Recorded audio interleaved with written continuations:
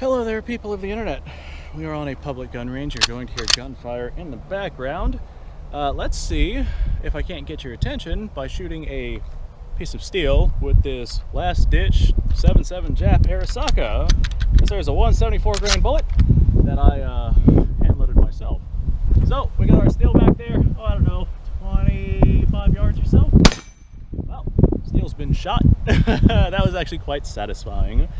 So today's video, I want to talk to you guys about the importance of knowing the ammunition that your gun shoots and knowing the ammunition that you have, because literally all of my guns that I have out here, except for my AR and 223, are a little on the questionable side whenever it comes to the ammunition that they shoot in one sense or the other. Let me tell y'all what it is that I'm actually talking about here, and hear me out whenever I bring this up. So this 7.7 Jap last-ditch Arisaka, whenever I had bought it, I got it at the estate sale.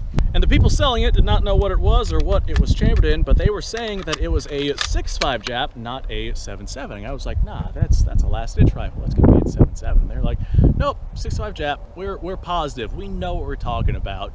And if you think otherwise, then you just don't know what's going on. So I was like, okay, well, at the price point you're selling it, I will absolutely take it. Great, make sure you shoot 6.5, don't shoot 7.7, because that'll blow up the rifle. Then I get it home, and it turns out it's exactly what I said it was. It's a 7.7 Jap. I just fired 7.7 through it, and here we go.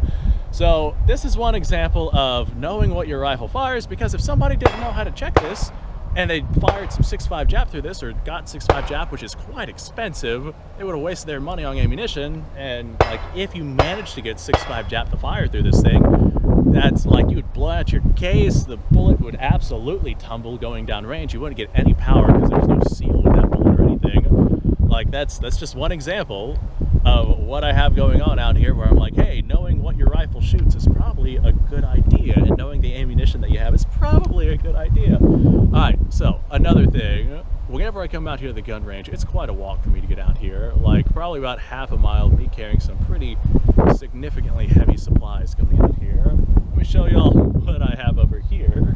Okay, this right here is my 1891 Mauser. This right here should be chambered in 7.65 Argentine. You guys have seen me shoot this on the channel before. I have definitely sent my fair share of lead down range. Well, one of you guys sent me some ammunition for this rifle right here. And it's not the fault of the guy that sent it. It was pre-packaged inside of like a factory package, and it was labeled 7.65 Argentine Mauser. I was like, okay, cool. So I'm gonna go ahead and load that up. Well, it was new brass, so I didn't bother trimming or sizing or anything like that. I didn't bother with anything besides, it was already primed too. Let me show y'all what I'm talking about here. It was already primed, so literally all I did was pour powder in and seat a bullet in it. So once I had done that, I was like looking at the head stamps, and I was like, I don't think I've ever seen 7.65 Argentine that's got this head stamp. And while I was looking at it, I was like, this says 7.5 on it. I'm like, maybe it's been resized. Maybe it's like 7.5 French that's been resized for 7.65 Argentine or something like that. But all this was after I had loaded it. I loaded this with 313 diameter bullets. I used 4064 gunpowder, which is a pretty common gunpowder for me to use in these old rifles. And I was like, okay, let's get out there and send some lead downrange. So I go to load these into my rifle, and like, they're really tight in the magazine. I'm like, what's going on here? I'm starting to think that these aren't at all what the package said that they were. So then while I was looking at these, I was like, I'm betting that this is 7.5 French. Like, just looking at the case, like the dimensions of the case, and looking at the head stamp, like, I think that this right here is 7.5 French, despite the fact that it was from a factory packaged as 7.65 Argentine. And what really keyed me into like being like, hey, this is probably 7.5 French, is this bullet head stamp right there. I think that this is Serbian 7.5 French. And then we got a mix of all sorts of different other cartridges in here. But I have seen this head stamp before on 7.5 French that I knew was 7.5 French.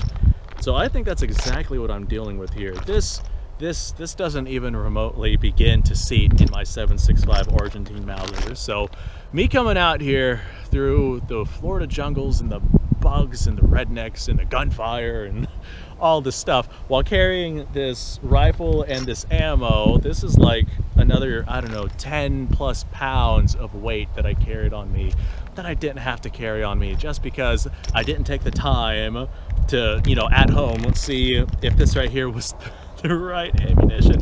And since this right here is the wrong bullet size, I can't very well shove this through a 7.5 French rifle because it'll blow up the gun. It's a 308 diameter bullet in that 7 French. I gotta go through, I gotta pull all these bullets, pull all the gunpowder, seat proper bullets. I gotta figure out what this ammunition actually is before I do any of that. So yeah, wish me luck on that one, because I got this whole batch right here. I was so excited to come out and shoot my 1891, and lo and behold, the ammunition is incorrect. I didn't have to lug this 10 pounds out here into the swamps of Florida if I had just paid attention to that at home. All right, let me show you guys this one over here. This right here is my 1897 Winchester. This is a 12 gauge shotgun. Full choke. This right here is like their commercial variant. We do got a little bit of rust starting to pop up on this thing. I'll have to oil it whenever I get home. This right here is the one that slam fires, which people wholeheartedly love. So this shotgun is chambered for 2 3/4, but early versions of the shotgun were not chambered in 2 3/4 12 gauge shell. They were actually chambered in 2 5/8. And although you could chamber a 2 3/4, you actually get increased pressure just because of that shorter chamber length. Like whenever the shotgun shell opens up, it doesn't open fully just because of that little tiny restriction there, and so you just kind of compress your pellets as they try to force through that slightly smaller space, and you risk cracking your receiver. I've seen it happen on these shotguns before, so you got to pay attention to whether or not your particular shotgun is chambered in 2 5/8 or 2 3/4. A really easy way to tell that is you get your shotgun and you send a couple of rounds downrange, like, oh, I don't know, I'm just going to kind of shoot at whatever the hell is down there. I'm going to aim at that big target that we have over yonder. This is the one that slam fires. I'm sure some people are going to tell me, hey, slam fire that thing. If you've ever actually slam fired a shotgun, it's completely useless. Like, you don't hit your targets at all. You're better off just shooting it like a normal shotgun. Okay, so you got yourself a couple of shells from your 12 gauge shotgun. Now you got to see the shells themselves. All right, these are the shells that I fired through this shotgun, and this right here is a random shell that I found out here on the gun range, also 12 gauge, also 2 3/4.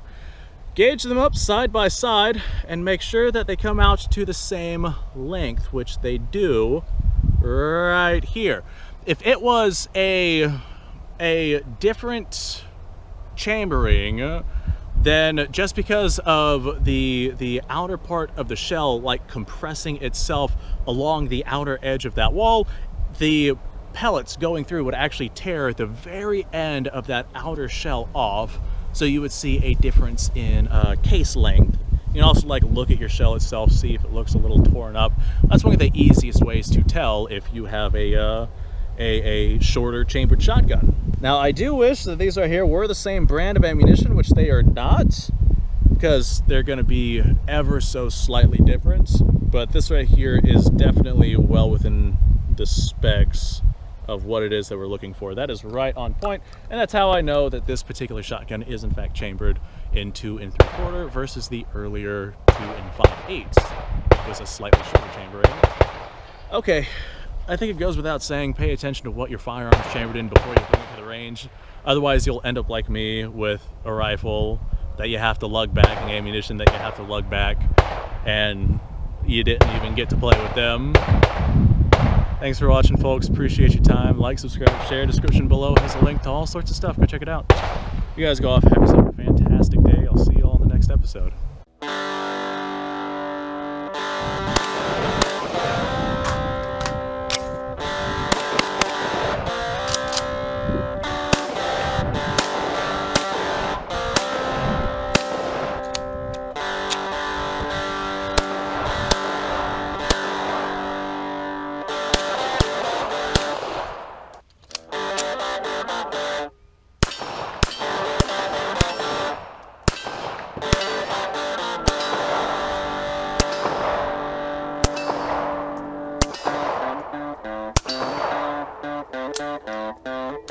Been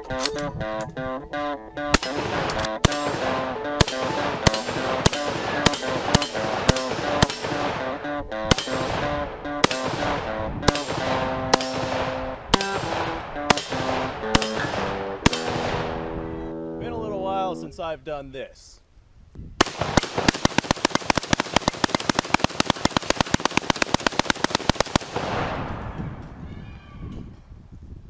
Bonnie and Clyde be damned. The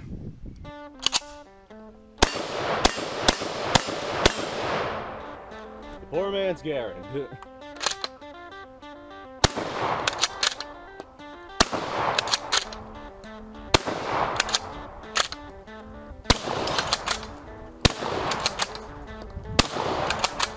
It's a shame that bolt-action shotguns aren't more mainstream.